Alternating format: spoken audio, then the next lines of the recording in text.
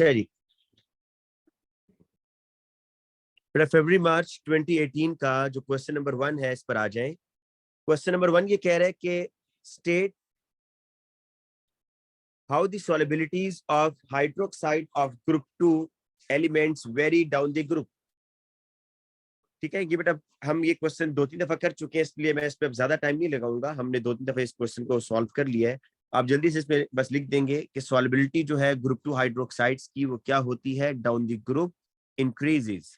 अब क्या फैक्टर है सॉल्युबिलिटी के, तो आप लोगों को बेटा मैं बता चुका हूँ पिछले 2 पेपर्स के अंदर ये क्वेश्चन रिपीट हो रहा है। अच्छा, यहाँ से आपको ये आइडिया हो रहा है कि देखें ये क्वेश्चंस हर पेपर में आ रहे हैं। कौन से? Solubility of group 2 hydroxide, solubility of group 2 sulphate and thermal stability. तो ये वो क्वेश्चंस हैं जो हर क्वेश्चन में वो एग्जामिनर आपसे पूछ रहा है। ठीक है, अच्छा अब देखिए इसमें हमारे पास किसी भी सॉल्ट को सॉल्युबिलिटी डिसॉल्व करने के लिए 2 फैक्टर्स होते हैं। पहला फैक्टर है लैटिस एनर्जी का और दूसरा फैक्टर होता है बेटा हाइड्रेशन एनर्जी का। ठीक है, ये 2 फैक्टर्स हैं जो सॉल्ट की सॉल्युबिलिटी में इंपॉर्टेंट रोल प्ले करते हैं। और दोनों फैक्टर डाउन द ग्रुप जब आप आएंगे ना, क्योंकि केटाइन का साइज इंक्रीज हो रहा होता है तो उसमें जो फोर्स ऑफ अट्रैक्शन है वो कम हो रही है, तो लैटिस एनर्जी भी डिक्रीज हो रही होती है। Lattice energy decreases.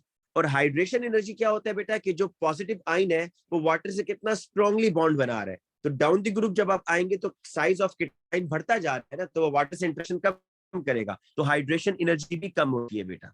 ठीक है, तो पहली बात तो आपने ये बतानी है इसमें कि फैक्टर्स जो कि इसको कंट्रोल कर रहे हैं, तो आप बताएंगे lattice energy and hydration energy both decreases down the group. ठीक है, अब देखिए आपको अगली चीज कैसे याद करनी है वो मैं आपको पहले भी बता चुका हूं। आप एक फॉर्मूला अगर याद कर लें, वो है delta H naught of solution is equal to delta H of lattice energy minus hydration energy.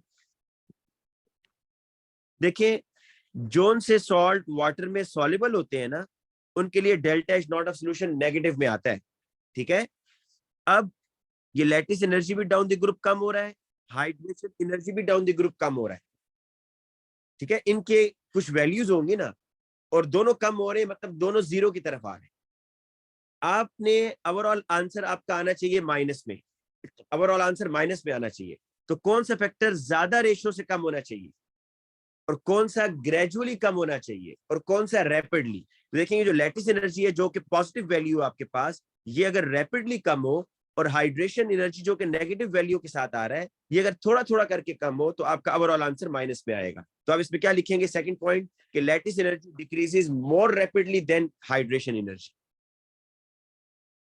तो आपने लिखना है lattice energy decreases more rapidly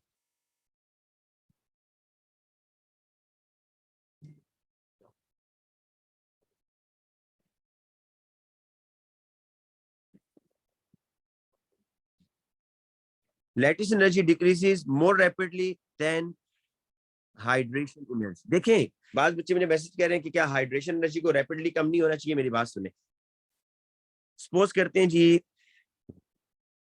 lattice energy की वैल्यू है +2400 और हाइड्रेशन एनर्जी की वैल्यू है -2400। आपने ओवरऑल आंसर लेकर आना है बेटा माइनस के अंदर। ठीक है, तो ओवरऑल आंसर कब माइनस में आएगा कि अगर ये वाली वैल्यू थोड़ी थोड़ी करके कम हो और लैटिस एनर्जी ज्यादा कम हो, ज्यादा रेशियो से कम हो, देन आपका आंसर नेगेटिव में आएगा ना। तो इसलिए बेटा आपने ये लिखना है कि lattice energy decreases more rapidly than hydration energy. तीसरी बात आप लिखेंगे, तीसरी बात जो आपने बेटा बतानी है वो delta H naught of solution के लिहाज से बतानी है कि delta H naught of solution becomes more negative, hence delta H naught of solution will be more exo. ठीक है जी, अब नेक्स्ट क्वेश्चन पर आ जाए। solubility of strontium hydroxide is 3.37 times 10 raised to power -2 mole per cubic decimeter at 0 degree. Write an expression. बेटा expression लिखने से पहले ना आप इसकी इक्वेशन लाजमी लिखा करें। स्ट्रॉन्शियम ग्रुप 2 मेटल में, तो इसके बेटा केएसपी एक्सप्रेशन ये बनेगा स्ट्रॉन्शियम और हाइड्रोक्साइड का स्क्वायर। ठीक है जी, अब वो कह रहा है आपने KSP की वैल्यू निकालनी है। उसने देखें आपको सॉल्युबिलिटी दे दी है, उसने आपको ये बताया है कि स्ट्रोंशियम हाइड्रोक्साइड ना इतना डिसॉल्व हुआ है, solubility of strontium hydroxide is 3.37 times 10 raised to power -2, मतलब 0 डिग्री पर इतना डिसॉल्व हो रहा है। तो देखें स्ट्रोंशियम हाइड्रोक्साइड और स्ट्रोंशियम आयन में मोलर रेशो क्या है बेटा, 1:1।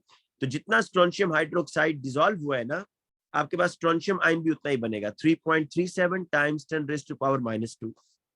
लेकिन स्ट्रोंशियम आयन और हाइड्रोक्साइड आयन में मोलर रेशो बेटा क्या आ रही है, डबल हो रही है।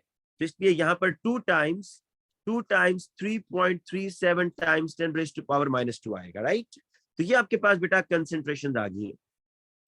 आपने KSP निकालना है, ये KSP का एक्सप्रेशन गिवन है, KSP is equal to strontium ion और हाइड्रोक्साइड आयन का स्क्वायर। बट इन कंसंट्रेशंस की वैल्यू पुट करें इस फार्मूला के अंदर। अगर कोई बच्चा डायरेक्ट करेगा तो वो ये स्क्वायर डालना भूल जाएगा, इसलिए आप ये समझे कि ये किस्म का फार्मूला है और इस फार्मूला में आपने ये वैल्यूज पुट करनी है, ठीक है।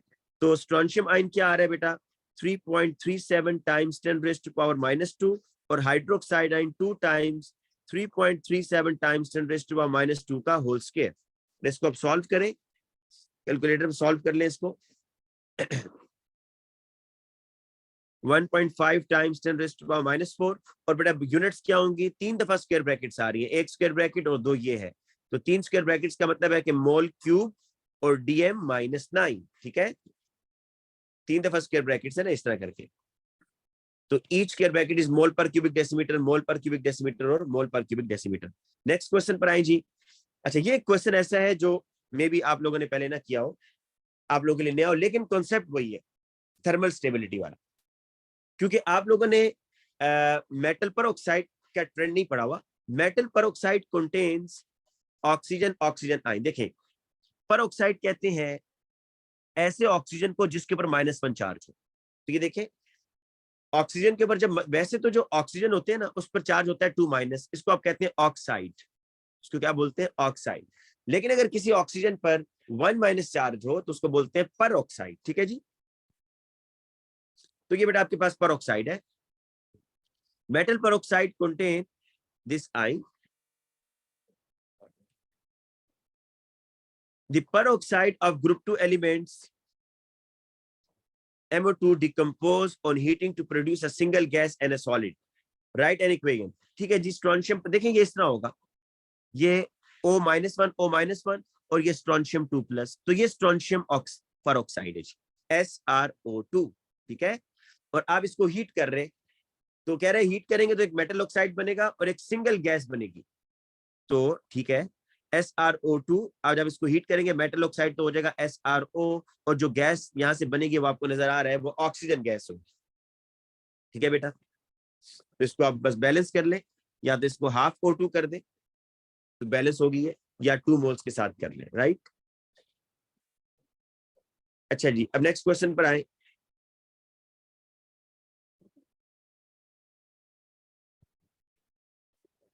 अच्छा, नेक्स्ट क्वेश्चन के अंदर देखें, suggest how the temperature at which thermal stability decomposition of MO2 occurs varies down the group 2, ठीक है। देखें, जिस तरह आपने मेटल नाइट्रेट पढ़ा था ना, या ग्रुप 2 के कार्बोनेट्स पढ़े थे कि MgCO3, calcium carbonate, strontium carbonate, ये ट्रेंड आपने पढ़े थे ना, और इसमें हमने ये कहा था कि जो Mg2+ है, ये कैल्शियम 2+ है, उसमें हमने क्या बातें की थी। देखें, मैंने ये कहा था कि जो मेटल आयन है यहाँ पर मैग्नीशियम, वो उसका साइज स्मॉल है। जितना मेटल आयन का साइज स्मॉल होता है ना, उतना उसमें पोलराइजिंग पावर ज्यादा होती है। पोलराइजिंग पावर मीन कि वो इस एनाइन को स्ट्रांगली अट्रैक्ट करेगा और इसमें डिस्टॉर्शन करेगा। तो क्या होगा बेटा, देखें Mg2+ इस ऑक्सीजन को ना अपनी तरफ ज्यादा खींचेगा, जिसकी वजह से बेटा ये बॉन्ड बड़ा रेडिली टूट जाएगा। इसको कहते हैं डिस्टॉर्शन। ये जो बॉन्ड लेंथ बढ़ गई है ना ऑक्सीजन और कार्बोनाइल की, इसको कहते हैं डिस्टॉर्शन या पोलराइजेशन, ठीक है। ये कौन कर रहा है, ये मैग्नीशियम आयन कर रहा है, और इस प्रॉपर्टी को कहते हैं पोलराइजिंग पावर। तो मैग्नीशियम आयन का साइज स्मॉल है, it has more polarising power, so it will attract the carbonate ion more strongly and more polarization in carbonate ion. As a result, oxygen carbon bond will be weaker.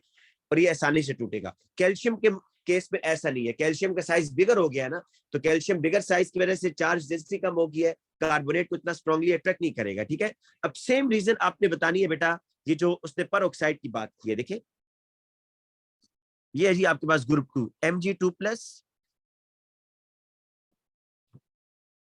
Calcium 2+।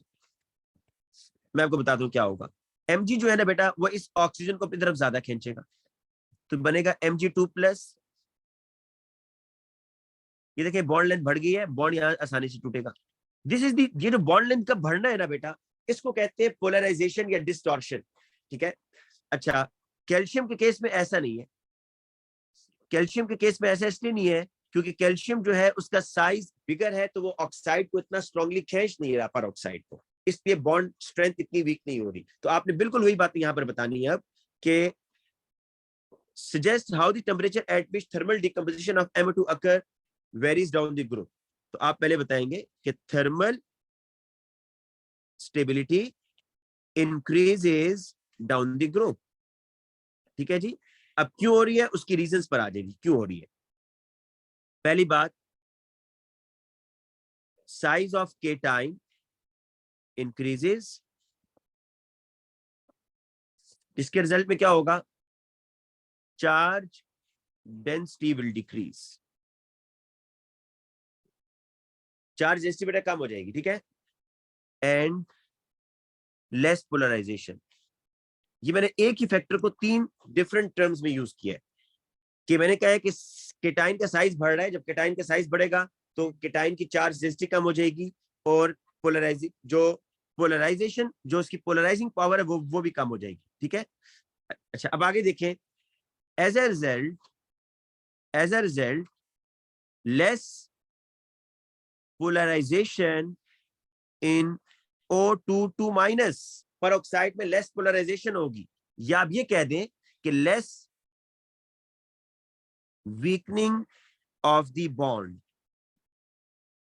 बेटा जो इन O2 ये O2 के अंदर जो bond है ना वो कम अब वीक होगा, इतना ज्यादा वीक नहीं होगा डाउन द ग्रुप। ठीक है ना, less weakening of the bond in O2 या लेस पोलराइजेशन। ठीक है बेटा, तो आपको किन चीजों के मार्क्स मिलेंगे फिर सुन ले। एक तो आपने बताना है कि थर्मल स्टेबिलिटी इंक्रीज हो रही है, 1 मार्क। दूसरा मार्क आपको इनमें से एक बता दे, चार्ज डेंसिटी का बता दे बस कि चार्ज डेंसिटी क्या हो रही है, डिक्रीज हो रही है, दूसरा मार्क मिलेगा। 1 मिनट अस्मा, सिर्फ मैं इस क्वेश्चन को एक्सप्लेन कर लूं फिर मैं आता हूं उस पर। और तीसरा मार्क बेटा मिलेगा कि आपने बताना है कि लेस पोलराइजेशन, इसका तीसरा मार्क मिलेगा। अच्छा अस्मा, आप क्या क्वेश्चन पूछ रही है बेटा इसमें? 1 मिनट जी, इसमें कह रही है कि why do voltage consideration with OH2। अस्मा देखिए, आपको इस क्वेश्चन के अंदर स्ट्रॉन्शियम आयन और हाइड्रोक्साइड आयन की कंसेंट्रेशन उसने बताई हुई है, सॉरी इसमें मोलर रेशियो आपको पता है 1:2 है, कि जितने स्ट्रॉन्शियम आयन बनेंगे उतने ही उसका डबल हाइड्रोक्साइड आयन बनेंगे, राइट। और आप अगर ऊपर क्वेश्चन पढ़ें तो क्वेश्चन के अंदर सॉल्युबिलिटी इज गिवन ना, कि स्ट्रॉन्शियम हाइड्रोक्साइड कितना डिसॉल्व हो रहा है, 3.37 टाइम्स 10⁻⁻² मोल स्ट्रॉन्शियम हाइड्रोक्साइड का डिसॉल्व हो रहा है। तो जितना स्ट्रॉन्शियम हाइड्रोक्साइड डिसॉल्व हो रहा है, तो क्या आपके ख्याल में स्ट्रॉन्शियम आयन और हाइड्रोक्साइड आयन एक जितने बनेंगे, या स्ट्रॉन्शियम आयन जितना बनेगा हाइड्रोक्साइड आयन उसका डबल होगा? डबल नहीं होगा बेटा।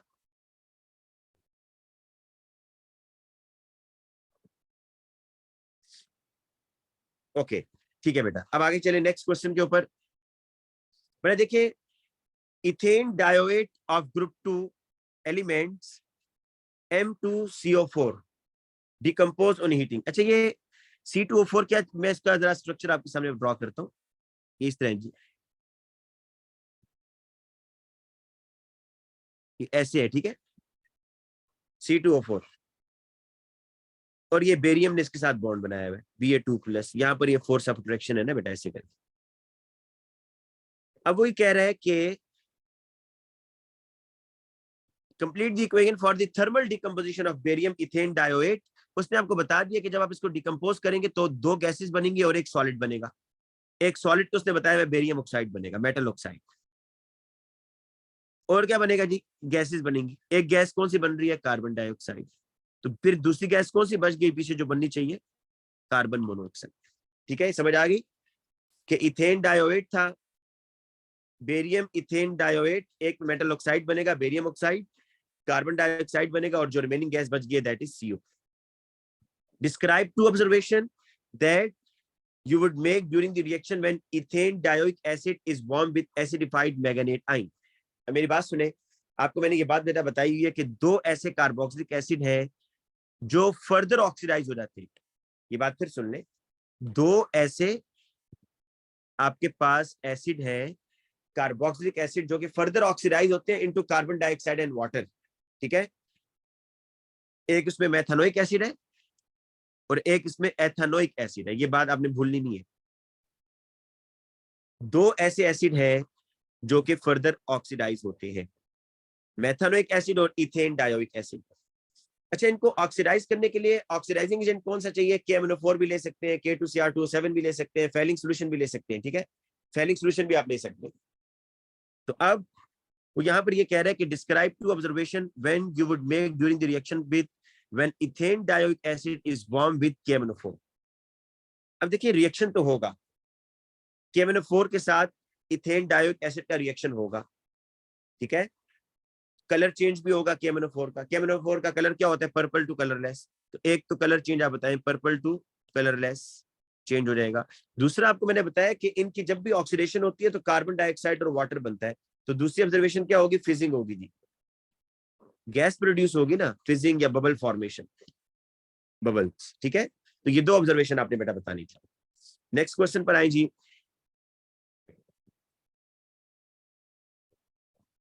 अच्छा, मुझे इसके लिए बेटा एक डाटा बुकलेट भी जरा देखनी है। वेट अ मिनट, मैं डाटा बुकलेट अगर कर लूं।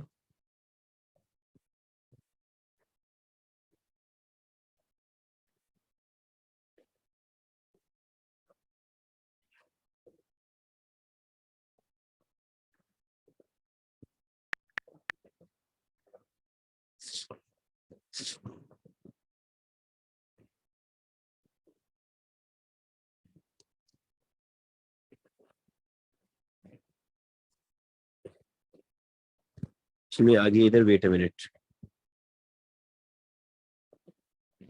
बेटा, मैं डाटा बुकलेट चाहिए होगी इसलिए मैं जरा इसको पहले यहाँ रख लूं। और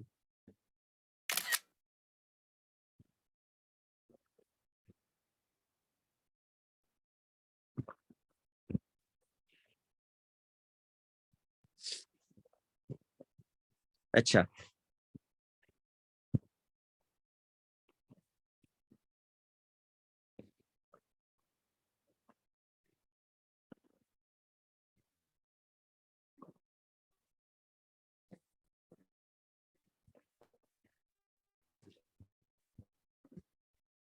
ठीक है जी, अब आ जाए क्वेश्चन के ऊपर। ये जी question, describe the trend in the reactivity of the halogen chlorine bromine iodine as an oxidising agent. Oxidising agent का मतलब होता है which gains the electron. Reducing agent का मतलब होता है विच डोनेट्स द इलेक्ट्रॉन। ठीक है, तो ये बेटा आपका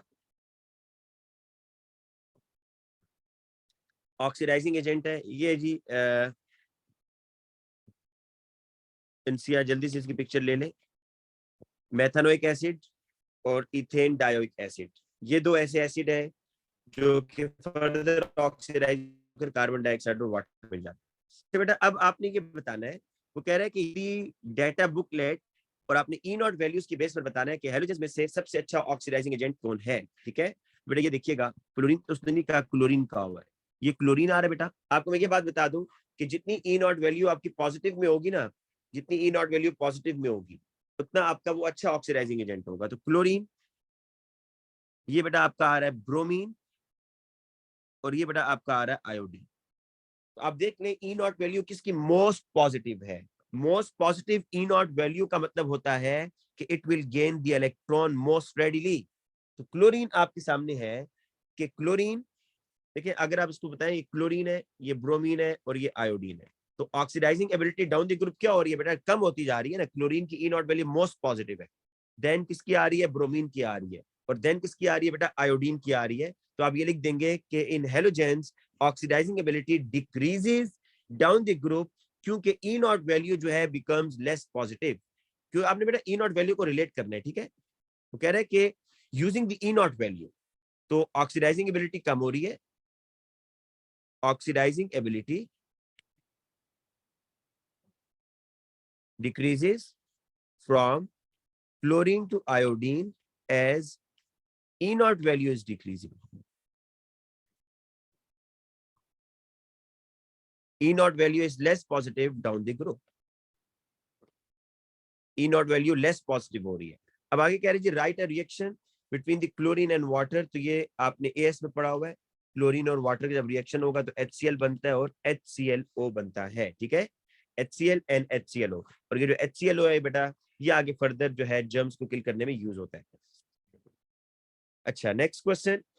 use standard electrode potential E naught data from the data booklet, calculate the E naught of cell for the following reaction. बेटा देखिए, ये एक ना कंप्लीट रिएक्शन है, रिडॉक्स. इसमें ऑक्सीडेशन भी हो रही है, इसमें दोनों इक्वेशंस उसने ऐड की हुई है, ऑक्सीडेशन वाली भी और रिडक्शन वाली भी. आपने पहली बात तो इसमें से E naught ऑफ सेल निकालना है, लेकिन आप पहले दोनों के हाफ सेल बनाए ना, हाफ सेल जिसमें ऑक्सीडेशन हो रही है और फिर वो हाफ सेल जिसपे रिडक्शन हो रही है. तो दो हाफ सेल्स पहले आपको देखने पड़ेंगे, इसमें कौन से. देखें, एक तो आपको क्लोरीन और क्लोराइड, ये है ना, ये आपको यहां नजर आएगा. ये देखिएगा जी, ये है जी.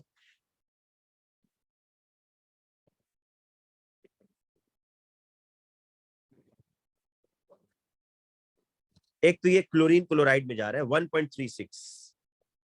मैं पहले इसकी इक्वेशन सिर्फ लिखता हूं अभी फिलहाल. Cl2 plus 2 electrons, it gives 2Cl minus और 1.36. पर दूसरी आपको पता है कौन सी इक्वेशन ढूंढनी है जिसमें ये चीजें आ रही हैं. देखें, OH ClO और H2O, OH ClO और H2O, OH और ClO.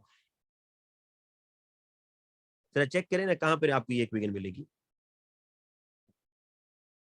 OH and ClO.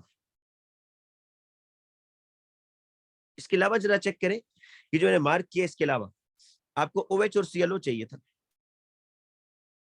ठीक है ना. और देखिए ये कॉम्बिनेशन भी बन रहा है ना, कैसे मैं आपको बताता हूँ कि क्लोरीन का रिएक्शन किससे हो रहा है जी. क्लोरीन का रिएक्शन किससे हो रहा है, इसमें OH के साथ हो रहा है. तो मैंने आपको कहा है कि जब भी आप इलेक्ट्रोकेमिकल सीरीज में दो इक्वेशन सिलेक्ट करते हैं ना, तो जो दोनों रिएक्टेंट्स होते हैं must be present in diagonal.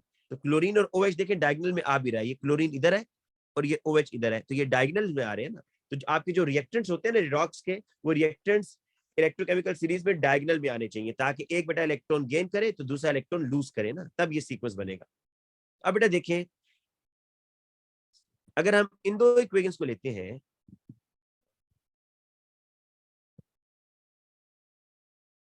इसकी आप ई नॉट वैल्यू जरा चेक करें कि क्लोरीन की ई नॉट वैल्यू मोर पॉजिटिव है तो it will gain the electron, और इसकी ई नॉट वैल्यू लेस पॉजिटिव है तो it will lose the electron ना. तो पहली वाली इक्वेशन, जो ऊपर वाली इक्वेशन है, ये तो ऐसी रहेगी. जो नीचे वाली इक्वेशन है बेटा, इसको फ्लिप करना पड़ेगा, OH और Cl. तो इसको देखिए मैं कैसे लिखता हूं, मैं इसको यही सॉल्व कर देता हूँ बेटा. ठीक है, वहां जगह नहीं है, यही कर देता हूँ. Cl2 2 electrons, it gives 2Cl minus और ये आ रहा है 1.36. बेटा दूसरी इक्वेशन को फ्लिप करके लिख रहा हूं मैं. तो OH minus 2OH minus Cl minus, it gives ClO minus H2O 2 electrons plus 0.89. Electrons देखें दोनों साइड पर सेम है ना, तो इसलिए आपको किसी नंबर से मल्टीप्लाई नहीं करना. इसमें देखने जो चीजें कट हो रही है उसको कट करें, इलेक्ट्रॉन्स इलेक्ट्रॉन से. ये देखें, ये एक Cl इस Cl से कट हो रहा है, बस. अब जो चीजें बच गई उसको लिख दें. Cl2 2OH, it gives ClO minus H2O. ये मैंने आपको ऐसी इक्वेशन बनाकर बता दी है कि ये दो इक्वेशंस यूज हो रही है. अब आपको बेटा यहाँ पर E नॉट ऑफ सेल निकालना है. तो आपको पता है कि ऑक्सीडेशन किधर हो रही है और रिडक्शन किधर हो रही है. ऊपर वाले में देखिए इलेक्ट्रॉन्स क्या हो रहे हैं, गेन हो रहे हैं ना. ऊपर वाले में रिडक्शन हो रही है, E नॉट मोस्ट पॉजिटिव है, और नीचे वाला इलेक्ट्रॉन लूज कर रहा है, देखें तो इसमें ऑक्सीडेशन हो रही है, राइट. तो अब आप E naught of cell is equal to E naught of cathode या E नॉट ऑफ रिडक्शन, जो बिगर वैल्यू है, और minus E naught of oxidation. इसको सॉल्व कर लें, आपके पास आंसर आ जाएगा. ठीक है जी. प्लस 0.47 ये आ रहा है जी। अब अगले इसके क्वेश्चन सुने, कह रहा है जी कि अगर concentration of OH was increase and the concentration of OH was increased and the E cell was measured, indicate how the value of E cell measured would compare to the E naught of cell.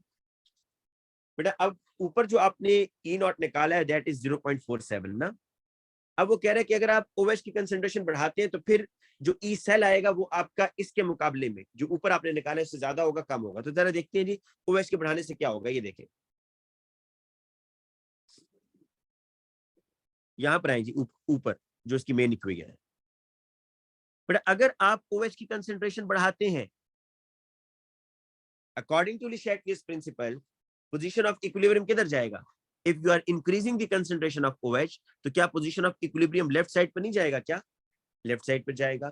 और क्या अब OH मजीद electron release करेगा या नहीं करेगा? अब OH मजीद electron को release करेगा क्योंकि आपने OH की कंसंट्रेशन बढ़ाई, तो अब रिएक्शन बैकवर्ड जा रहा है लेफ्ट साइड पर, तो ज्यादा इलेक्ट्रॉन डोनेट होंगे। तो बेटा जब इलेक्ट्रॉन डोनेट करने की एबिलिटी बढ़ती है तो ये ई वैल्यू क्या हो जाएगी? प्लस 0.89, ये ज्यादा पॉजिटिव हो जाएगी या लेस पॉजिटिव हो जाएगी? ये जरा सोच के बताएं मुझे। अब OH आइन ज्यादा इलेक्ट्रॉन लूज कर रहा है तो जिसकी ई नॉट वैल्यू है वो मोर पॉजिटिव होगी या लेस पॉजिटिव हो जाएगी?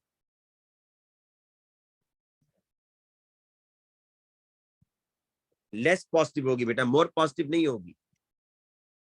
यस, दानियाल ने सही बताया, लेस पॉजिटिव। दानियाल कह रहा है जी रिएक्शन बैकवर्ड क्यों जा रहा है? बड़ा रिएक्शन इसलिए लेफ्ट हैंड साइड पर जा रहा है कि वो क्वेश्चन में ये कह रहा है कि आपने OH की कंसंट्रेशन को बढ़ाया है। तो जब OH की कंसंट्रेशन बढ़ाएंगे तो जितनी आपने OH की कंसंट्रेशन बढ़ाई है उसने कम होना है ना। जो आपने इसमें बड़ा स्ट्रेस या जो आप इसमें चेंज लेकर आए हैं, रिएक्शन उस चेंज को अपोज करेगा। जो OH आपने बढ़ाया है रिएक्शन उस OH को यूज करने की कोशिश करेगा। तो OH यूज कैसे होगा दानियाल? अगर रिएक्शन बैकवर्ड जाएगा तो OH यूज होगा।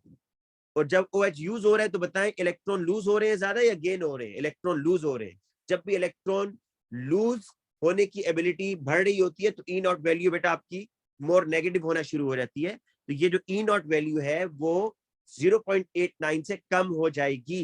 तो अब जरा सोचें, अगर ये जो ई नॉट वैल्यू है ये 0.89 से कम हो जाए, 0.89 से कम हो जाए तो इसका डिफरेंस क्या आएगा? इसका डिफरेंस क्या आएगा? बिगर आएगा स्मॉलर आएगा? अगर 0.89 के बजाय मैं इससे स्मॉल वैल्यू यूज करता हूं और फिर डिफरेंस निकालता हूं 1.36 के साथ, तो मेरा आंसर बिगर आएगा स्मॉलर आएगा? भाई आप लोग बताएंगे बेटा, फिर मैं आगे चलूंगा।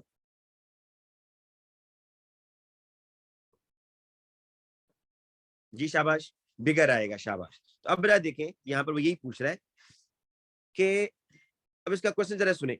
Indicate how the value of E cell measured would compare to the E naught of cell, place one tick in the table, E cell becomes more positive than E naught of cell. तो आपने इसकी explanation ये देनी है बेटा। Explanation में आप ये बताएंगे कि अकॉर्डिंग टू ले शैटल principal, more OH ions shift the equilibrium towards left hand side.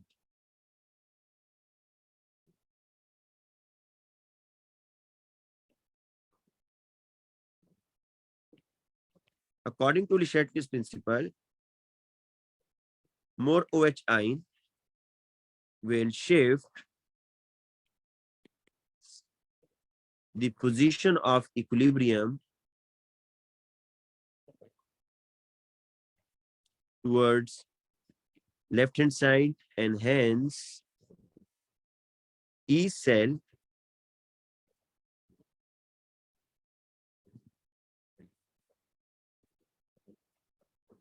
and hence E value of OH will be less positive. E cell, देखिए मैंने E cell नहीं लिखा, E value लिखा है। E value का मतलब है ये जो हाफ सेल की वैल्यू है ना वो कम होगी। जब हाफ सेल की वैल्यू कम होगी तो डिफरेंस तो बड़ा आ जाएगा ना, फिर ई नॉट ऑफ ई सेल आपके पास बिगर आएगा।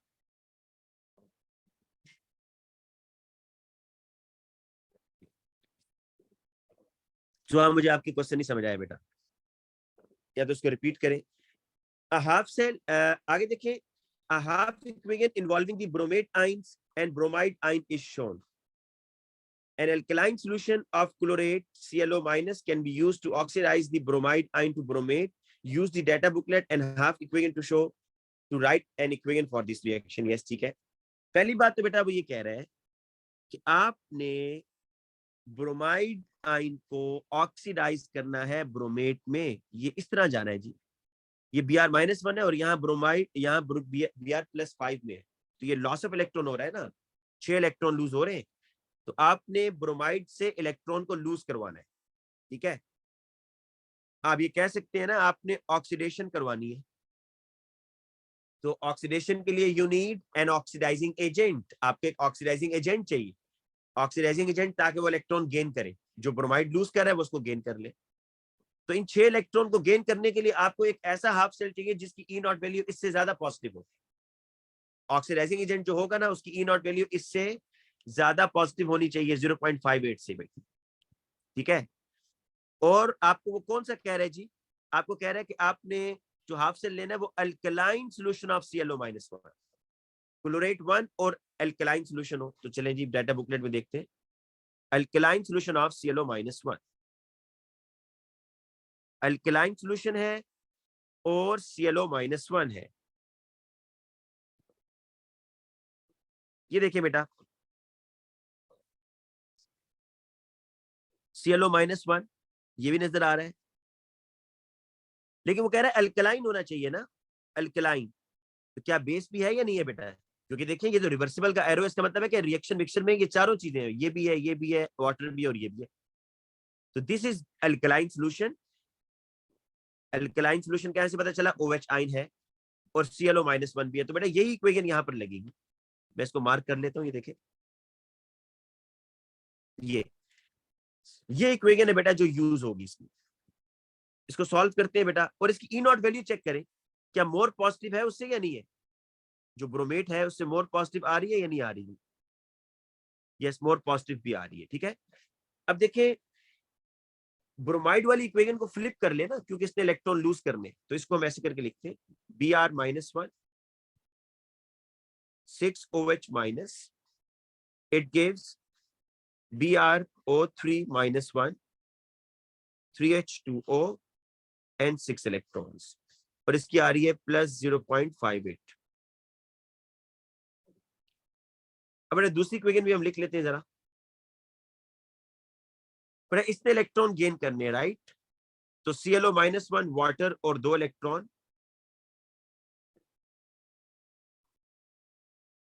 ClO-1 वाटर 2 इलेक्ट्रॉन और जी Cl-1 और 2 OH.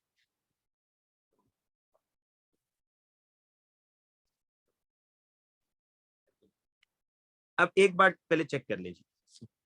ब्रोमाइड ने तो इलेक्ट्रॉन लूज करने और नीचे वाले ने इलेक्ट्रॉन गेन करने, इसलिए एरो मैंने उसके अकॉर्डिंग सेट कर दिए. लेकिन आप देखिए loss of electron gain of electron equal नहीं है. ऊपर कितने इलेक्ट्रॉन लूज हो रहे हैं 6, नीचे कितने गेन हो रहे हैं 2. तो आप नीचे वाली इक्वेशन को 3 से मल्टीप्लाई कर दें तो 3, ये 3, ये हो जाएगा 6, ये हो जाएगा 3 और ये हो जाएगा 6. अब बेटा जरा इसको कंबाइन करके लिख लीजिए. जो चीजें कट नहीं है उसको आप कट कर दें. देखिए 6 इलेक्ट्रॉन से कैंसिल हो रहे हैं, 6 OH से कैंसिल हो रहे हैं, 3 वाटर से कट हो रहे हैं. अब आपके पास जो इक्वेशन बनी है वो Br-1 3 ClO-1 BrO3-1 and 3 Cl-1. आपने बेटा इसका E नॉट ऑफ सेल निकालना है. तो ठीक है, E naught of cell is equal to E naught of cathode, मतलब E naught of reduction. Reduction कहां पर हो रही है? गेन ऑफ इलेक्ट्रॉन, वो ये हो रही है भाई. रिडक्शन नीचे वाले में हो रही है ना, तो +0.89 और ऑक्सीडेशन किधर हो रही है? ऊपर वाले में हो रही है 0.58. इसका डिफरेंस बेटा निकाल ले 0.31. ठीक है जी. अब आगे है when a concentrated solution of bromic acid HBRO3 is warm, it decomposes to form bromine, oxygen and water. देखिए उसने सिर्फ यहाँ पर पता है आपसे क्या पूछना चाह रहा है? बैलेंसिंग टेक्निक चेक करना चाह रहा है कि आपको बैलेंसिंग आती है या नहीं आती. तो HBRO3 इसको वार्म कर रहा है कह रहा है ब्रोमीन बनेगा, Br2, ऑक्सीजन बनेगा और वाटर बनेगा। बेटा आपने इसको ऑक्सीडेशन नंबर मेथड से बैलेंस कर लेना है, ठीक है, वो कोई मुश्किल नहीं है, वो आप खुद कर लीजिएगा, ये कोएफिशिएंट इसके होंगे, ठीक है। नेक्स्ट क्वेश्चन पर आए जी। Hydrogen cyanide HCN is a weak acid in an aqueous solution. Ka की वैल्यू उसने दी हुई है, पीएच आपने निकालना है। देखिए वीक एसिड के लिए पीएच कैसे निकालते हैं पता है ना, पहले Ka का एक्सप्रेशन यूज होगा उसमें, Ka is equal to H plus Cn minus और कंसेंट्रेशन ऑफ HCN। आपको मैंने कहा है बेटा कि देखिए यहाँ पर ये H आइन और Cn माइनस दोनों में मोलर रेशियो क्या है, 1:1 है ना, जितने H आइन बनेंगे उतने ही Cn आइन बनेंगे। तो अगर मैं इसका स्क्वायर ले लूं तो कोई मसला तो नहीं होगा ना आपको, क्योंकि H आइन और Cn आइन इक्वल है, ठीक है। अब आप क्या करेंगे, बस वैल्यूज पुट कर देंगे। Ka की क्या वैल्यू है जी, 6.2 टाइम्स 10⁻⁻10। H आइन का स्क्वायर ऐसे ही आ जाएगा। और जो एसिड है, क्योंकि अब बेटा हम ये एज्यूम करते हैं कि जो वीक एसिड होते हैं उनकी जो इनिशियल कंसेंट्रेशन होती है ना, इक्विलिब्रियम पर भी वही होती है। क्यों? क्योंकि वो फॉरवर्ड बहुत कम जाते हैं, तो initial concentration is the equilibrium concentration, तो 0.1 ऐसे आ जाएगा। तो 6.2 times 10⁻⁻10 times 0.1 is equal to H ion का स्क्वायर। और बेटा आप इसका अंडर रूट ले ले, यहां पर आपके पास H आइन आ जाएंगे।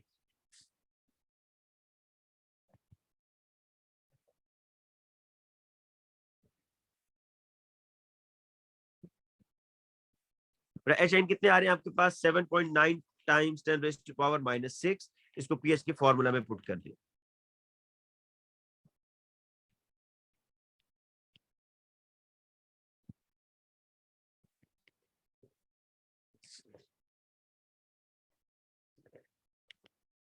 ये आ रहा है जी 5.10, ठीक है।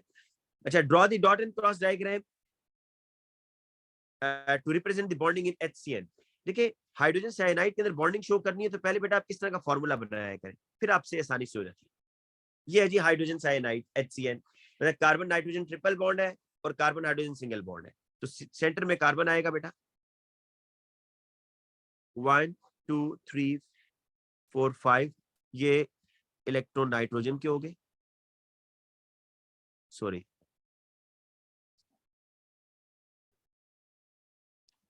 इसको ना जरा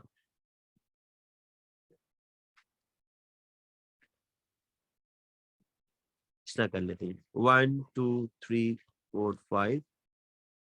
कार्बन के इलेक्ट्रॉन बेटा ये क्रॉस है, 1 2 3 4, ये 1 2 3 और ये 4 और ये आपका ये आ गया, ये ठीक है।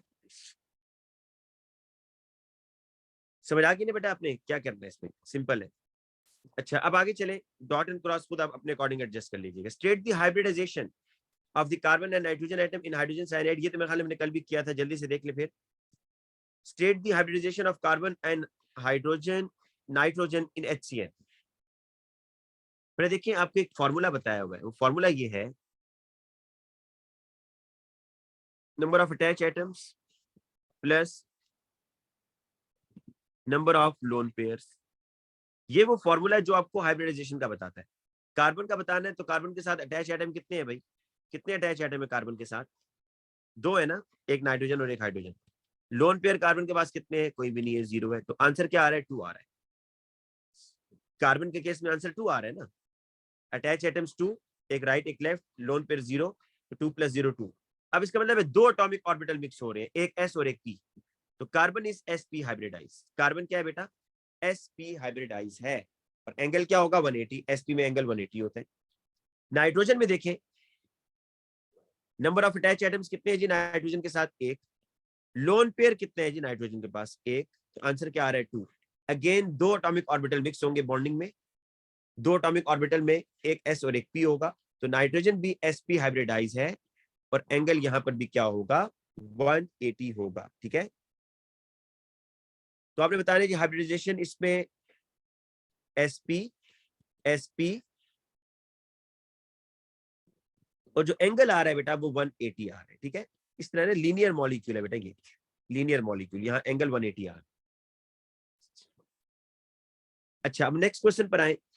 ये थोड़ा सा ट्रिकी हो सकता है क्योंकि आप लोगों ने कभी इस तरह का रिएक्शन नहीं किया होगा कि वो इनऑर्गेनिक से ऑर्गेनिक प्रोडक्ट बनवा रहे हैं। HCN है जी आपके पास, ये देखें तानिया sp2 के अंदर angle is 120 when carbon is sp2 hybridise, या कोई और एलिमेंट भी हो sp2 हाइब्रिडाइज, तो एंगल 120 होता है। और sp3 में फिर वेरिएशन होती है, देखना पड़ता है लोन पेयर है या नहीं है। अगर लोन पेयर नहीं होगा तो 109.5, अगर एक लोन पेयर होगा तो 107, और अगर दो लोन पेयर होंगे तो 104।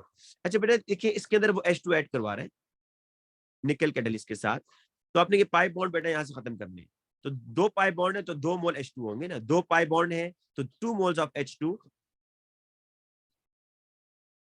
जो नए हाइड्रोजन ऐड हो रहे हैं वो मैं रेड कलर से शो कर रहा हूँ। ये एक पाई बॉन्ड खत्म हुआ, जो रेड कलर के 2 हाइड्रोजन है इससे एक पाई बॉन्ड खत्म हुआ, जो ब्लैक कलर के और हाइड्रोजन है इससे दूसरा पाई बॉन्ड भी खत्म हो गया। तो ये क्या बना जी आपके पास यहाँ पर CH3NH2 मिथाइलमाइन, ठीक है, मिथाइलमाइन बन गया ना। अच्छा दूसरा वाला रिएक्शन देखें, आपको एक क्वेश्चन मैंने एक रिएक्शन AS ऑर्गेनिक में भी ये बात बार बार रिपीट की हुई है कि जो नाइट्राइल ग्रुप होता है ना बेटा, नाइट्राइल, इसकी अगर एसिडिक हाइड्रोलिसिस हो, एसिडिक हाइड्रोलिसिस, तो ये किस में जाता है, ये कार्बोक्सिलिक में जाता है, कार्बोक्सिलिक। तो नाइट्राइल की जब भी एसिडिक हाइड्रोलिसिस होती है it converts into carboxylic acid. तो जरा आप यहाँ देखें ये HCN है और वो हीट कर रहा है विद HCl। असल में बच्चे सोचते रहते हैं कि HCl के साथ क्या रिएक्शन होगा, और अक्सर बच्चे इसमें HCl ऐड करके आ जाएंगे। तो नहीं बेटा, आपको यहाँ पर एसिडिक हाइड्रोलिसिस ये हो रही है और ये वाटर यहाँ पर एज अ रिएक्टेंट काम कर रहा है। ये वाटर जो एक्वस है ना, ये H2O असल में एज अ रिएक्टेंट काम कर रहा है, ठीक है। तो याद रखिएगा HCN का जब भी आपने एसिड एक्वस एसिड के साथ रिएक्शन करवाना है, HCN हाइड्रोजन साइनाइड का एक्वस एसिड के साथ, तो वो बेसिकली एसिडिक हाइड्रोलिसिस होगी और आपको जो CN होगा वो कार्बोक्सिलिक में जाएगा, तो H ऐसे ही आएगा और COOH, ठीक है। ये डिटेल रिएक्शन आप AS में कर चुके हैं। नेक्स्ट क्वेश्चन पर आए जी।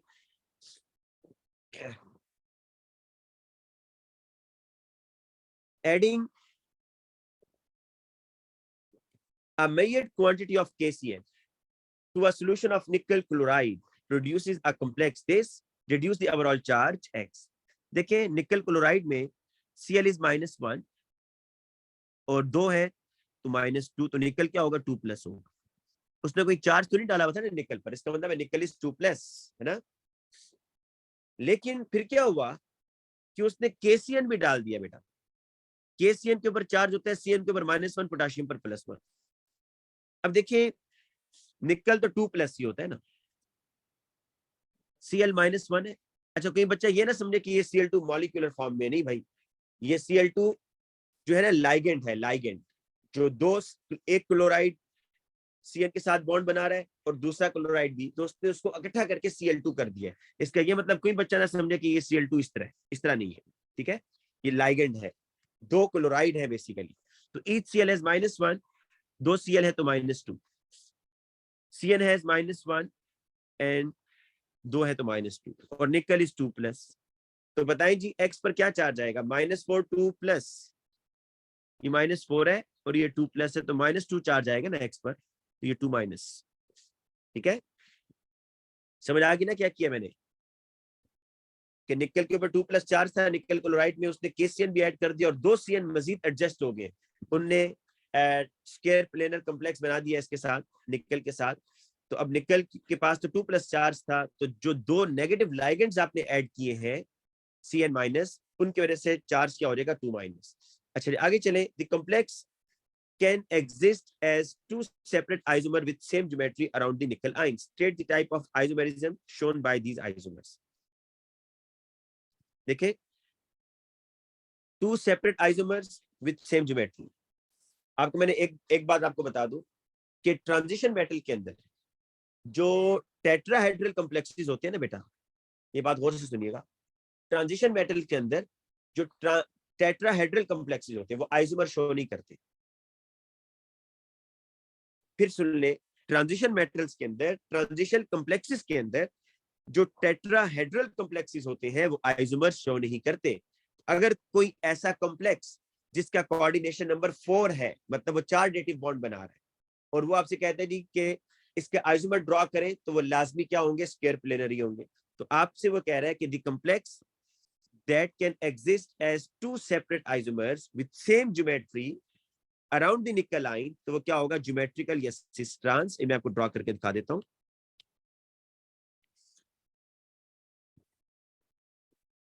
ये है ना बेटा निकल,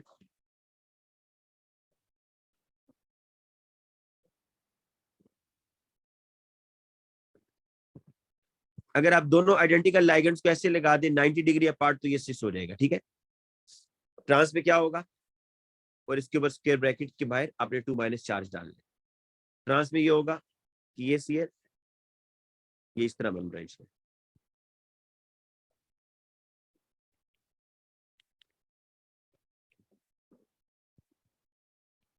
ये आपका क्या होगा जी, ट्रांस होगा। Cl और Cl ऑपोजिट डायरेक्शन में आ रहे, 180 डिग्री अपार्ट। अच्छा, कह रहा है if bromide ions are present in the solution the complex can form. अब वो कह रहे हैं कि आपने जब ब्रोमाइड आयन डाला ना, तो ब्रोमाइड आयन ने क्या किया जी, एक क्लोराइड को रिप्लेस कर दिया according to the formula. assuming that this complex has same geometry as this, state the number of isomers that could exist and draw their structure in the box। देखें, पहले देखें कोऑर्डिनेशन नंबर क्या है, निकल है ना, निकल के साथ ये सब मोनोडेंटेट लाइगेंड्स है, एक डेटिव बॉन्ड बना सकते हैं। 2 CN है, एक क्लोरीन है और एक ब्रोमाइड है, तो बेसिकली 4 डेटिव बॉन्ड बन रहे हैं। तो ये 4 डेटिव बॉन्ड जब बनते हैं तो वो बेटा ज्योमेट्रिकल आइसोमर ही बनाता है, एक सिस और एक ट्रांस, एक सिस बनाएगा एक ट्रांस बनाएगा, तो नंबर ऑफ आइसोमर 2 होंगे। वो कैसे बनेंगे जरा कह रहे नीचे ड्रॉ करके दिखाएं। निकल बेटा जो दोनों साइनाइड है ना एक जैसे, अगर आपने सिस बनाना है तो उनको 90 डिग्री पर रखते हैं।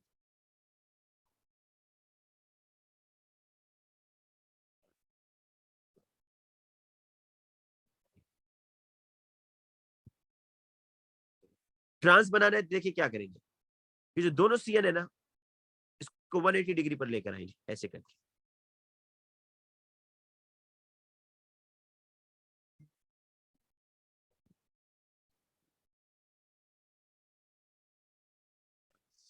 बेटा कायरल नहीं बनाते हैं, उनसे आप पूछिए कि हमें कायरल चेक नहीं करना बेटा। ट्रांजिशन कॉम्प्लेक्सेस के अंदर जो ऑप्टिकल आइसोमर्स है वो सिर्फ ऑक्टाहेड्रल कॉम्प्लेक्सेस बनाते हैं, और ऑक्टाहेड्रल के अंदर भी कंडीशन है, those octahedral complexes in which at least 2 bidentate ligands are present। ठीक है, ऑक्टाहेड्रल के अंदर ही बेटा कंडीशन है कि सिर्फ वो बताएंगे जिनमें जो है ना एटलीस्ट 2 बाइडेंटेड लाइगेंड्स होंगे, वो ऑप्टिकल आइसोमर बनाएंगे। वरना सुन लें, square planar complexes optical isomer नहीं ड्रॉ करते, स्क्वायर प्लेनर कॉम्प्लेक्सेस सिर्फ सिस ट्रांस ड्रॉ करेंगे। टेट्राहेड्रल कॉम्प्लेक्सेस कोई भी आइसोमर ड्रॉ नहीं करते। ये बात जरा फिर से सुन ले, टेट्राहेड्रल कॉम्प्लेक्सेस कोई आइसोमर ड्रॉ नहीं करेंगे, ना ज्योमेट्रिकल मतलब सिस ट्रांस और ना ही ऑप्टिकल। जो स्क्वायर प्लेनर है वो सिर्फ सिस ट्रांस आइसोमर शो करते हैं, ऑप्टिकल नहीं करते। और जो ऑक्टाहेड्रल कॉम्प्लेक्सेस होते हैं बेटा, वो आपको सिस ट्रांस भी शो करते हैं और वो आपके ऑप्टिकल आइसोमर भी बनाते हैं, लेकिन उसमें कंडीशन है, ऑप्टिकल आइसोमर उस वक्त शो करेगा जब उसमें 2 बाइडेंटेट लाइगेंड्स होंगे। अच्छा बेटा नेक्स्ट क्वेश्चन पर आई। An aqueous solution of KCN is gradually added to solution of nickel sulfate until KCN is in excess. The following series of reaction takes place। देखिए, निकल सल्फेट के अंदर KCN डाला उसने तो प्रेसिपिटेट बने जी। क्या बने, प्रेसिपिटेट। इसका मतलब ये हुआ कि आपने जब KCN डाला तो ग्रीन प्रेसिपिटेट, उसमें जब मोर KCN डाला है तो वो प्रेसिपिटेट डिसॉल्व हो गए, येलो सोल्यूशन, और एक्सेस में KCN डाला है तो रेड सोल्यूशन आ रहा है। जरा क्वेश्चन समझे, निकल सल्फेट था, उसमें पहले स्मॉल अमाउंट में KCN डाला, ग्रीन प्रेसिपिटेट बने, KCN मजीद ऐड किया, येलो सोल्यूशन बन गया, प्रेसिपिटेट डिसॉल्व हो गए, और KCN को बहुत एक्सेस में डाला तो रेड सोल्यूशन बन गया जी। अब वो कह रहे हैं कि ऑक्सीडेशन स्टेट ऑफ निकल does not change during the reaction, मतलब पूरे उसके अंदर ना निकल 2+2+2+ है, ऑक्सीडेशन स्टेट चेंज नहीं हो रही। None of CDE contain sulphur. अच्छा, किसी एक के अंदर भी सल्फर नहीं है, इसका मतलब है ये सल्फेट रिप्लेस हो रहा है, सल्फेट को CN रिप्लेस करेगा। कह रहे नन ऑफ CDE, किसी के अंदर भी सल्फर नहीं है, मतलब सल्फेट नहीं है जी। अब ये हुआ, अब आपको ये समझ आया कि सी कंटेन नो पोटाशियम, और सी में पोटाशियम भी नहीं है। देखें, सी के अंदर ना सल्फर है ना इसमें पोटाशियम है, तो सल्फेट भी नहीं है, पोटाशियम भी नहीं है, इसका मतलब सी एन आएगा इधर। तो ये तो आसान हो गया ना, निकल और 2 CN इसको सराउंड कर रहे हैं ऐसे। तो सी तो आसान है, NiCN होल ट्वाइस, निकल साइनाइड ग्रीन प्रेसिपिटेट बना रहे हैं। फिर वो ये कहते हैं कि अगर आप इसमें मोर KCN डालें ना, पोटेशियम साइनाइड ज्यादा डालें, तो प्रेसिपिटेट डिसॉल्व हो जाएंगे और येलो सोल्यूशन बनेगा। इसके बारे में कुछ इंफॉर्मेशन यहां बता रहे हैं कि पोटेशियम और निकल जो रेशो है डी में, वो 2:1 है। पता क्या है, बता रहे हैं, अब जरा सुने इधर। येलो सोल्यूशन कैसे बनेगा मैं वो आपको बताता हूँ। उसने कहा है कि पोटेशियम, पोटेशियम मतलब पोटेशियम साइनाइड। उसने कहा है निकल, निकल मतलब निकल साइनाइड। इनमें रेशो बता रहा है, पोटेशियम के 2 मोल होंगे और निकल का 1 मोल होगा। पहले ये बात समझ ले। उसने कहा है कि पोटेशियम और निकल में जो रेशो है ना डी के अंदर, वो 2:1 है। इसका मतलब है कि वो इस रेशो से रिएक्शन करेंगे। तो मैं आपको जरा रिएक्शन करके पहले बताता हूँ कैसे होगा। डी में पहले रिएक्शन करके बता रहा हूँ, ठीक है। ये आपका कॉम्प्लेक्स कौन सा था जी, सी में ऐड हो रहा है ना, तो सी क्या आपके पास, NiCN2, इसका 1 मोल है। पोटेशियम कितने मोल ऐड करेंगे, पोटेशियम साइनाइड 2 KCN। और आपके पास अब सोल्यूशन बनेगा, सोल्यूशन बनेगा इसका मतलब है कॉम्प्लेक्स के ऊपर चार्ज होना चाहिए, तो चार्ज आएगा कॉम्प्लेक्स के ऊपर।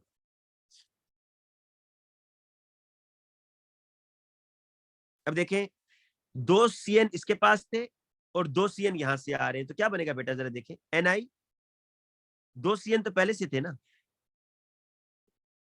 और 2 CN मजीद आए हैं यहां से, मतलब CN4। कितना हो गया, CN4 हो गया ना। मैं इसको इकट्ठा करके लिख रहा हूं, CN4।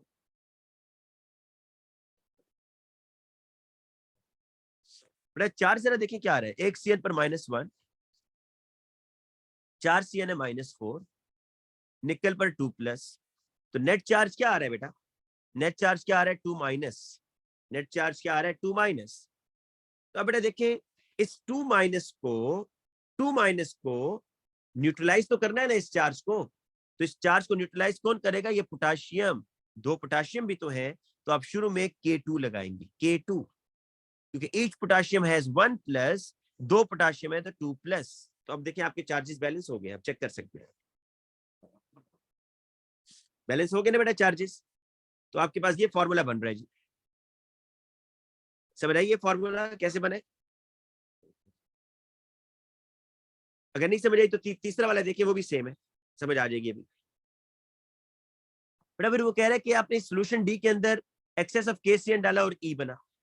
हम सोल्यूशन डी से नहीं, हम ये भी सी से ही बनाते हैं, ज्यादा आसान हो जाएगा। बेटा अभी 1 मिनट, आप ये अगला वाला देखें ना। अब आप जरा 1 मिनट में आप लोग जरा क्वेश्चन देख लो, क्या क्या पूछ रहे हैं आप लोग। बेटा ये भी दोबारा मैं बता रहा हूँ दानियाल, जो अगला वाला तो उसको देख लो ना, सेम ही होगा अगला भी। वो कह रहे जी कि आपने इस डी के अंदर, डी के अंदर आपने क्या किया, KCN डाला एक्सेस पे और ई बनाए, ठीक है। रेशो जरा देख लो, पोटेशियम और निकल में, पोटेशियम और निकल में जो रेशो आ रही है वो 3:1 आ रही है। मैं इसको ना बेटा फिर सी से ही बनाता हूँ, मैं सी से आपको बना के दिखाता हूँ कि सी से ई कैसे बनेगा, जरा गौर से देखना है। सी तो आपको पता है ना क्या है, NiCN होल ट्वाइस, निकल साइनाइड है। और इसमें वो क्या ऐड कर रहा है, KCN ऐड कर रहा है ना, KCN ही ऐड कर रहा है ना बेटा, एक्सेस पे कर रहा है। लेकिन एक्सेस पे करने का आपको वो की मोलर रेशो असल में नहीं पता कि 2 KCN है, 3 KCN है, या 4 KCN है, या 5 है, वही तो आपको नहीं पता। तो वो यहां पर बता रहा है, कह रहा है कि पोटेशियम और निकल में जो मोलर रेशियो है वो 3:1 है। पोटेशियम से मुराद उसकी पोटेशियम साइनाइड होता है, निकल से मुराद उसकी निकल साइनाइड है, तो ये मोलर रेशियो है जी। बताइए ये बात समझ आ रही है? मोलर रेशियो समझ आ गई? पोटेशियम 3 है तो 3 KCN, निकल 1 है तो 1 NiCN होल ट्वाइस। अब क्या होगा बेटा, ये CN जो है ना मजीद जाकर इसको सराउंड करेंगे, किसको? निकल को। ये बेसिकली लाइगेंड्स है ना बेटा, CN इज द लाइगेंड। अब निकल के पास पहले कितने CN थे? दो साइनाइड पहले थे और 3 मजीद आ गए। टोटल कितने हो गए बेटा? 5 हो गए ना। टोटल कितने हो गए? 5। अब जरा चार्जेस देखें क्या आ रहे हैं। ईच CN इज -1, 5 CN है तो -5। निकल के ऊपर 2+ चार्ज। उसने कहा कि निकल की ऑक्सीडेशन स्टेट चेंज नहीं हो रही, उसने ऊपर बता दिया। बट आंसर क्या आएगा? -5 + 2 -3। अब बेटा देखो, ये जो -3 आंसर आ रहा है इसको न्यूट्रलाइज तो करना है ना। तो ये जो 3 पोटाशियम है ना, ये जो 3 पोटाशियम है बेटा, ये शुरू में आ जाएंगे K3। ईच पोटाशियम हैज 1+, तो ये +3 और ये -3 कैंसिल हो गए ना, तो ये फॉर्मूला भी बन गया आपका ई का। फॉर्मूला क्या बना जी? K3 NiCN5। ये अब बताइए जी, क्लियर हुआ या नहीं हुआ? हाँ जी दानियाल।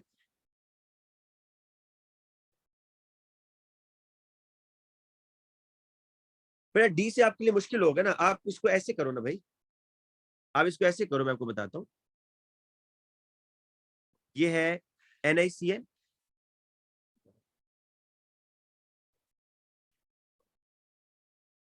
ये इस तरह है भाई, के मोर KCN, एक्सेस KCN। हाँ, मोर KCN डाला है तो येलो सोल्यूशन बने, और एक्सेस ऑफ KCN डाला है तो आपके पास सोल्यूशन ई बने। ठीक है, लेकिन जब आप एक्सेस पे डालोगे तो डेफिनेटली पहले डी बनेगा देन ई पे आएगा। जब आप एक्सेस डालोगे तो पहले डी बनेगा देन ई बनेगा। तो आपको पहले डी बनाने की जरूरत नहीं है ना बेटा, आप डायरेक्ट ई बनाओगे। ई तो हमने ऊपर बना दी है।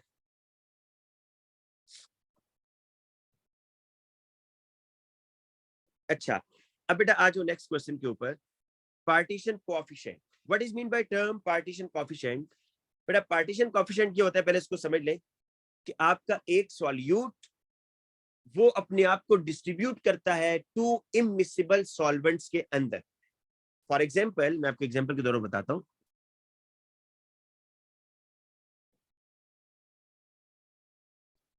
ये बेटा आपके पास सेपरेटिंग फनल है, ये अमोनिया है इन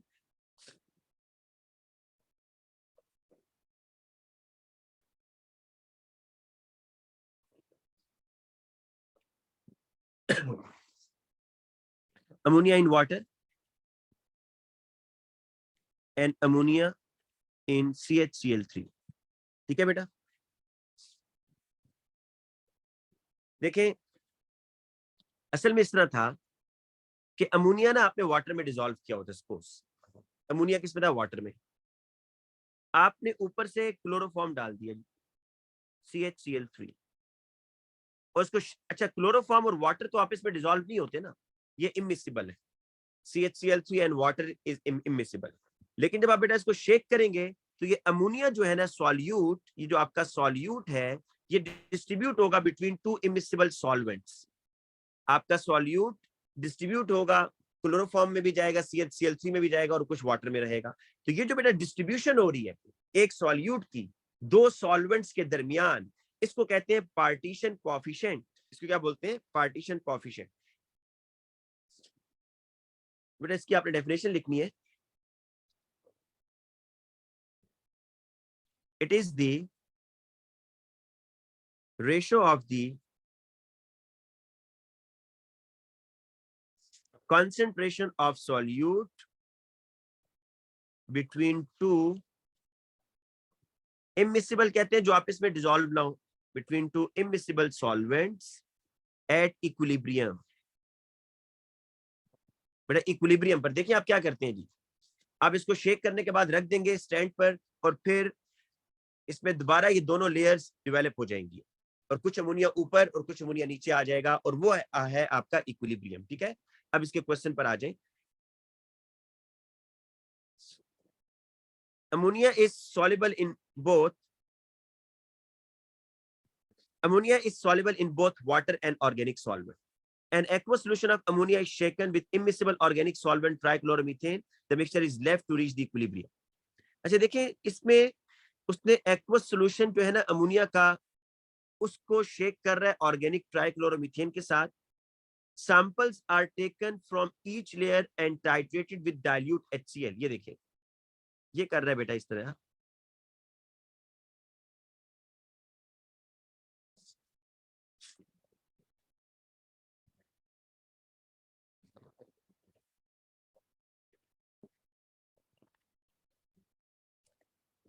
ये बेटा शेक करने के बाद ना कुछ अमोनिया CHCl3 में चला गया, कुछ वाटर में रह गया। फिर वो कह रहे हैं कि आपने सैंपल लिया है 25 क्यूबिक सेंटीमीटर सैंपल आपने लिया है फ्रॉम द ट्राइक्लोरोमीथेन। यहां से भी, यहां से आपने सैंपल लिया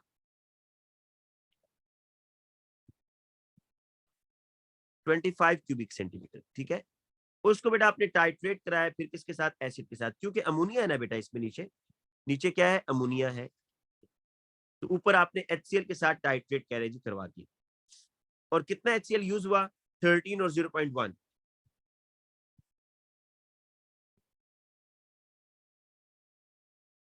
ये जी, तो आप पहला काम क्या करें जी, मोल्स निकाल लें।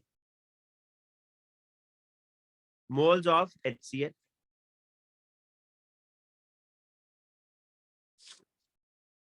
13 टाइम्स 0.1 डिवाइडेड बाय 1000। ये आपके पास आ रहे हैं 0.0013। ठीक है, ये आपके पास HCl के मोल आए हैं। तो बेटा अमोनिया के मोल कितने होंगे आपको पता है? इसमें मोलर रेशियो सेम होती है। HCl और NH3 का रिएक्शन करवाए ना, तो अमोनियम क्लोराइड बनेगा, तो 1:1 रेशियो है। तो मोल्स ऑफ अमोनिया भी कितने आ रहे हैं आपके पास? 0.0013 आ रहे हैं। ये 25 में आ रहे हैं ना बेटा? कितने में आ रहे हैं? ये 25 में। आप इसको 1000 में निकाल लें। ठीक है,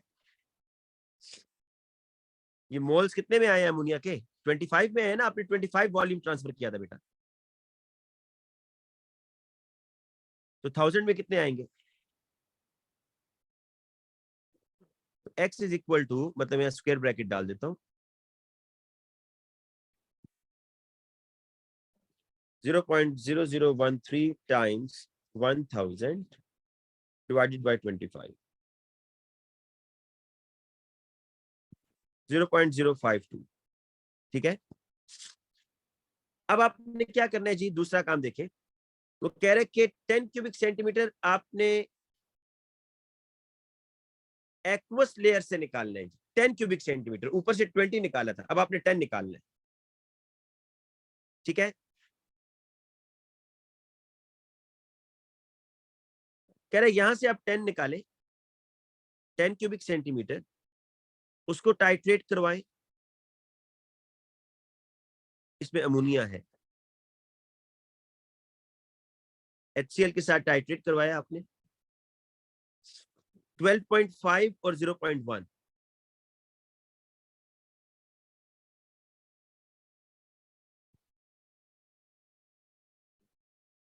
ये बेटा कंसंट्रेशन यूज हो रही है। जरा मोल निकाल लें इसके भी। मोल्स ऑफ HCl कितने आ रहे हैं जी? 12.5 times 0.1 divided by 1000, 12.5 times 0.1 divided by 1000, 0.00125। ये कितने में आ रहे हैं बेटा? 10 क्यूबिक सेंटीमीटर में आ रहे हैं ना। 1000 में कितने आएंगे? x आएंगे, तो 1000 में निकाल लें। अच्छा सॉरी, ये आपने HCl के मोल निकाले, अब आप इसको अमोनिया से रिलेट कर लेना बेटा। ये तो HCl क्या है ना, तो मोल्स ऑफ अमोनिया भी इतने होंगे, उसको आप 1000 में कीजिएगा। मोल्स ऑफ अमोनिया 0.00125 कितने में आ रहे हैं? 10 में आ रहे हैं, इन 10 cubic centimetre.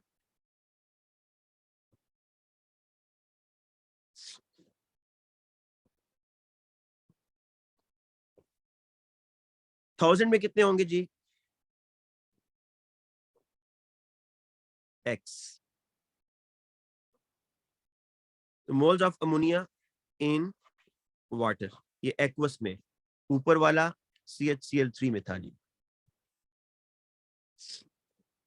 0.00125 times 1000 divided by 10, क्या आ रहा है? 0.125।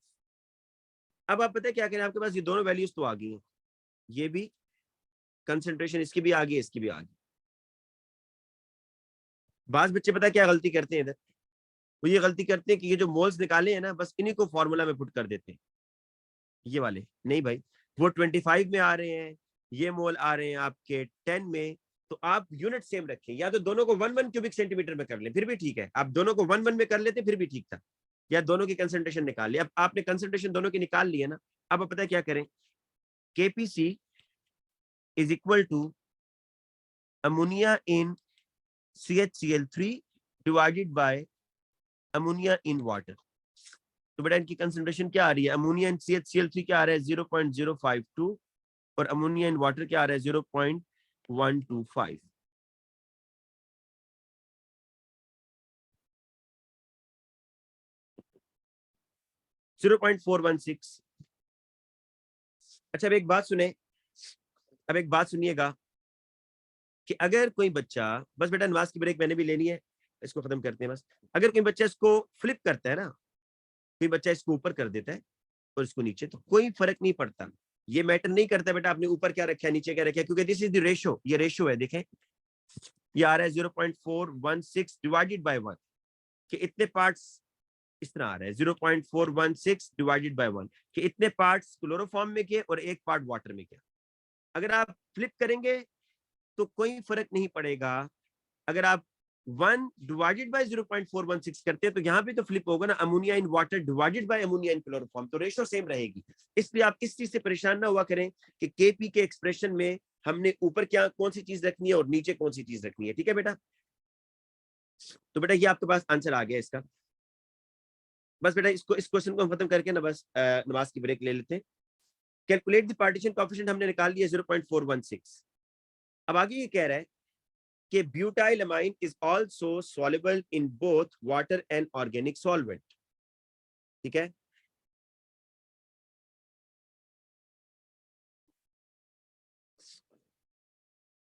ब्यूटाइल अमाइन बेटा ये आपके पास 4 कार्बन इसमें आ रहे हैं, CH3 CH2 CH2 CH2 NNH2, तो इसमें ये पार्ट जो है ना ये नॉन पोलर पार्ट भी है।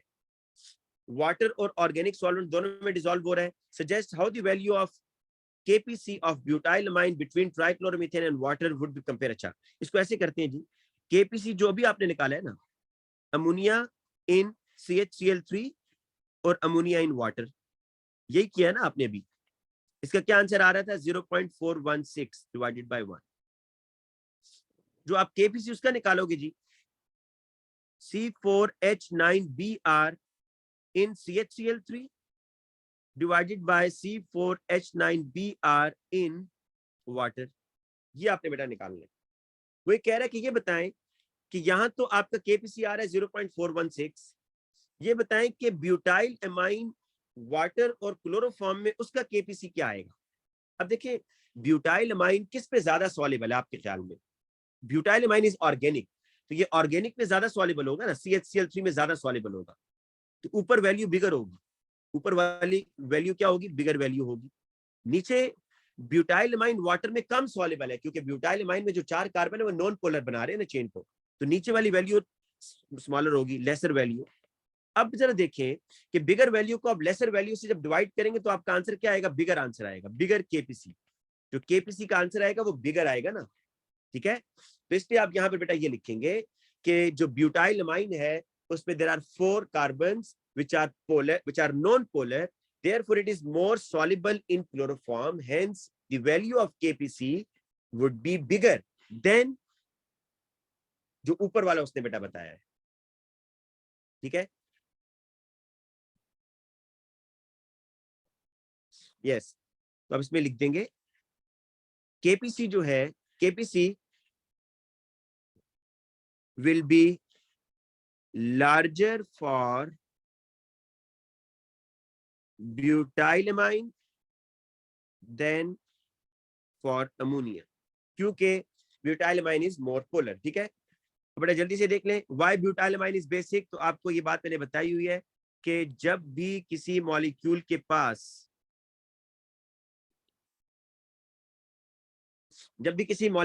बेटा लोन पेयर आ जाए ना, तो उसके पास प्रोटॉन एक्सेप्ट करने की एबिलिटी होती है। तो ये प्रोटॉन एक्सेप्ट कर रहा है। ठीक है, तो it can accept the proton, right. And equation to show the butylamine reacting as a base. तो बेटा आप इसमें CH3 CH2 CH2 CH2 NH2 और HCl के साथ लिख दें। तो ये CH3 CH2 CH2 CH2 NH3Cl।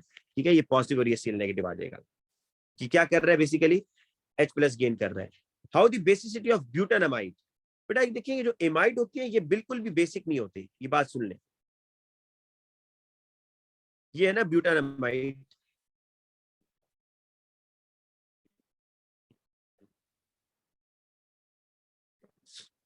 देखिए वैसे तो हम कहते हैं ना कि लोन पेयर है तो इसने प्रोटॉन एक्सेप्ट करना है, लेकिन ब्यूटानामाइड्स आर न्यूट्रल। क्यों? क्योंकि बेटा ये जो एक कार्बोनाइल ग्रुप लगा हुआ है ना, ये कार्बोनाइल ग्रुप क्या करता है, इसके लोन पेयर को अट्रैक्ट कर लेता है अपनी तरफ। Carbonyl group is electron withdrawing group, तो ये लोन पेयर को अपनी तरफ खींच लेगा, जिसकी वजह से ब्यूटानामाइड्स आर नॉट बेसिक। ब्यूटानामाइड्स जो है बेटा ये न्यूट्रल होते हैं। ठीक है, नॉन बेसिक आप कह दें।